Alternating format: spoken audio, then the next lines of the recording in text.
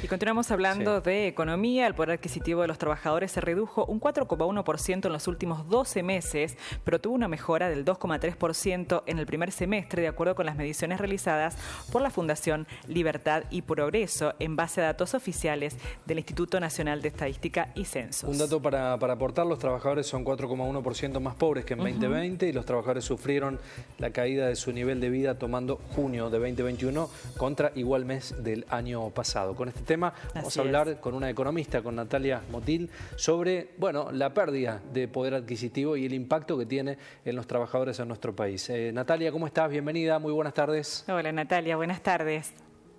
Muy buenas tardes, muchísimas gracias por la invitación. Por favor, un gusto tenerte por aquí. Hablamos de números, pero en esos números nuestra vida, nuestros cambios de hábitos de vida, porque realmente, es algo que se vive a cada momento, a cada día, ¿no? Contanos, cómo llegaron a estas conclusiones, esto que están afirmando ahora. Bueno, en los datos publicados de pobreza por parte del INDEC que nosotros tenemos son semestrales y tienen un lag de alrededor de 6 meses. Es decir, nosotros todavía tenemos ese 40% publicado de pobreza, es del 2020. Entonces nosotros desde la Fundación lo que quisimos es intentar acercarnos mensualmente a cómo ha evolucionado la situación socioeconómica de los argentinos. Para ello hicimos una aproximación de lo que es el índice de pobreza, pero en términos mensuales, agarrando lo que es el salario de los trabajadores formales argentinos con respecto a la canasta básica total y alimentaria. Ambos datos son publicados por parte del INDEC todos los meses con un lag de un mes. Es decir, nosotros ahora estamos analizando la situación de junio, pero nos encontramos en agosto. Y vemos que en junio se ha visto corroído en términos mensuales en un 1,4%. ¿Qué quiere decir? Que los trabajadores argentinos se han acercado a lo que es la línea de pobreza y a diferencia de lo que sucedía, por ejemplo, en mayo, no se ha revertido y no se han alejado de esa pobreza. Lo que nos estimamos a decir de que justamente en ese 40% que nos dejó el 2020 no se revirtió, por lo menos en el último año. Es más, nosotros nos encontramos en una situación de nivel de bienestar de los trabajadores argentinos muchísimo peor que la del 2019, es decir, en alrededor de 1,2 puntos en porcentuales por debajo. Y la situación para futuro la vemos bastante complicada. En junio lo que afectó fue que justamente la producción manufacturera y la construcción, que son uno de los dos grandes sectores que más empleo generan en nuestro país, se ha visto impactado principalmente por las restricciones que todavía rigen en localidades por parte del gobierno, las medidas restrictivas de distanciamiento social que deben aplicar las empresas, y por el otro lado los casos de COVID. La gente se enferma, no pueden o contagian al mismo sector, entonces deben paralizar lo que es la actividad durante mucho tiempo. Específicamente lo que es la construcción también se ha visto impactada negativamente por las menores obras públicas por parte del gobierno que siempre impulsan a estos sectores. Y después está el sector de los servicios, que es uno de los que más empleo también generan en nuestro país y todavía se encuentra bastante vapuleado. En el último año hubo una pérdida de alrededor de 32.000 empleos formales en el sector gastronómicos y de hoteles, que son uno de los sectores más importantes, sobre todo en los grandes aglomerados, y que eso corrosiona obviamente las condiciones laborales y el ingreso de los trabajadores. También hay que sumarle que a principio de año tuviste una paritaria que intentó seguir lo que era el 29% de inflación presupuestada por parte del gobierno y fue muchísimo más alta. Ya la cumplimos en los primeros 6 meses de este año. Natalia, ¿esta pérdida del poder adquisitivo se da en todos los sectores de igual manera? ¿Cómo vieron ese impacto? En general, lo que es el sector público siempre le termina ganando a lo que es el sector privado en términos de paritaria. Sobre todo vamos a ver una mejora en relación a lo que es el sector privado en julio, que todavía no salió ese dato. El tema es que los más vapuleados sectores son los que más empleo generan en nuestro país, son el sector de los servicios, el sector de la construcción y la producción manufacturera, que se han visto bastante impactadas negativamente por las restricciones que duraron casi 9 meses durante el año pasado. Todavía los salarios no pudieron recomponerse de esa situación, y con una tasa de desempleo que parece no estar bajando, es muy difícil que los salarios puedan incrementarse. ¿Qué hacer para torcer esta curva negativa? Natalia, decías que la tendencia sigue siendo a la baja para lo que resta del año. ¿Cómo cambiar el esquema de estas curvas negativas tan extensas, tan largas, esta pérdida de poder adquisitivo? ¿Cuáles son las herramientas, los elementos que tiene a mano el Estado, el gobierno, para empezar a modificar esta foto que estamos viendo? La Argentina necesita llevar adelante una serie de reformas estructurales que en primer principio lo estaba sugiriendo lo que es el Fondo Monetario Internacional, pero que la Argentina se niega a llevar adelante. Primero es un achicamiento de lo que es el déficit fiscal. Lamentablemente, cuando el Estado gasta más de lo que recauda, lo que termina pasando es que termina financiándose con más emisión monetaria, que impacta negativamente sobre el poder adquisitivo de la moneda, sobre el valor de la moneda, y eso se traduce en más inflación, más deuda, que no podemos ahora acceder a lo que es el mercado de capitales y obviamente una tasa impositiva altísima. Hoy una pequeña y mediana empresa de alrededor de 60 empleados paga un 106% por sobre sus ganancias netas, que quiere decir que paga inclusive impuestos con su inversión inicial, cuestión que no pasa en otras partes del mundo. Eso desincentiva lo que es la actividad empresarial. Entonces hay que reducir ese déficit fiscal, principalmente reduciendo los privilegios de los políticos. Hoy un político cobra alrededor de 250.000 pesos mensuales, cuando el salario promedio está alrededor de los 40.000 pesos hoy en la Argentina.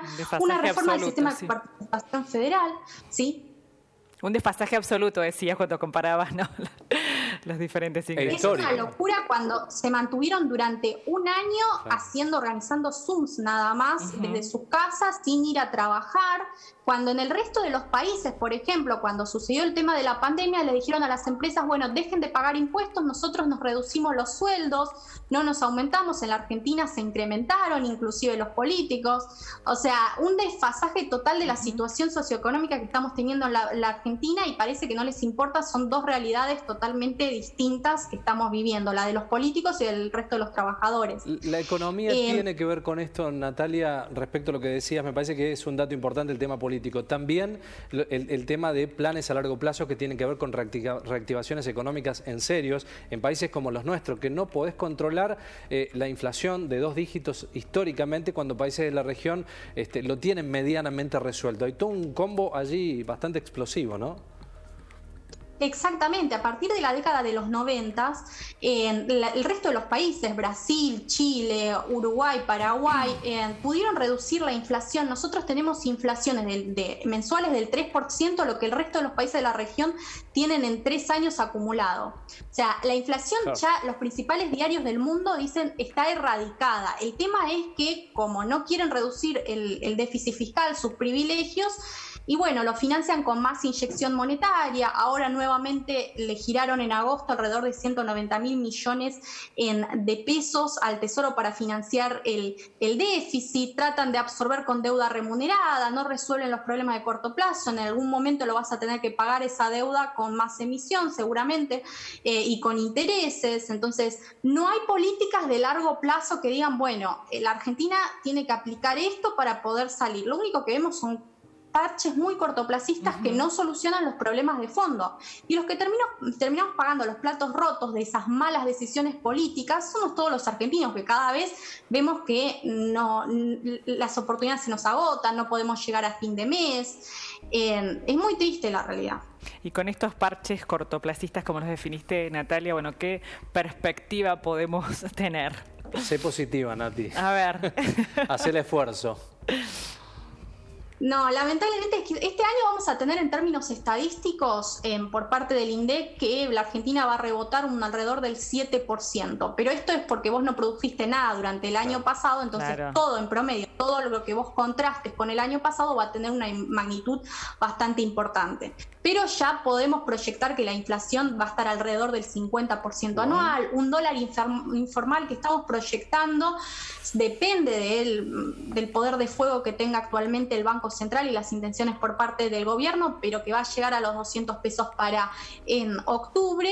Una tasa de desempleo que va a bajar respecto al año pasado, pero no mucho más de 2 puntos porcentuales, 3 puntos porcentuales. Y lo que más preocupa es lo que mencionamos inicialmente, la tasa de pobreza, que está alrededor del 40% y que va a ser cada vez más complicado bajarlo, porque justamente para poder bajarla es necesario llevar adelante una serie de reformas estructurales que todavía no están en agenda por parte del gobierno oficialista. Claro, ¿qué números? Bueno, ¿cómo sobrevivir? Lo último, Nati, porque realmente me encanta tu relato, pero ¿cómo sobrevivir a esta situación, a este escenario? Sí. Hoy para digamos, el pequeño ahorrista, el que puede, digamos, ahorrar algunos pesos a fin de mes, en que cada vez la población es mínima, ínfima, porque el 80% de la población hoy se encuentra endeudada con alguno que otro impuestos, es o plazos fijos, que es uno de los instrumentos más tradicionales, o pasarse a dólares. Lo mejor es intentar pasarse a dólares, porque si tenés una tasa de interés de alrededor del 37% anual, la verdad es que no te conviene con un dólar que estás proyectando a 200, por arriba de los 200 pesos a fin de año. Entonces te conviene pasarte a dólares. Plazo fijo, si en alguno de los meses que proyectamos una inflación que va a estar alrededor del 3% mensual, te conviene volcarte a los plazos fijos, por lo menos en lo que queda de agosto, septiembre, ahora ya no octubre.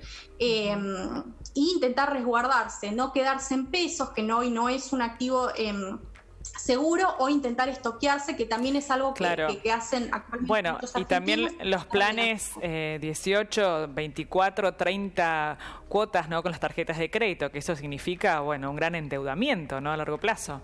Sí, hay que moverse con una cintura sigilosa, ¿no?, en tiempos tan complicados como estos.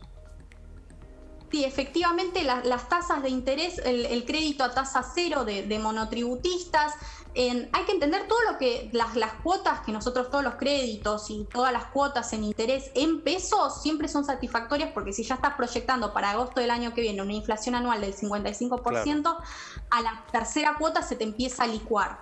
Entonces ahora te conviene. El tema es que todos aquellos que por ahí entran en estos créditos por parte del gobierno no van a poder operar en lo que es el mercado cambiario, y ojo, porque eso puede llegar a ser una desventaja si estamos proyectando un clima de incertidumbre en lo que es el mercado cambiario. Hay que vivir con un contador al lado, Nati, para Bueno, Nati, te vamos a llamar pronto. A la diaria. Muchas gracias. Nos mantenemos en contacto, Natalia. Muchísimas gracias. No, muchísimas gracias a ustedes, es un placer. Igualmente, un abrazo. Chao.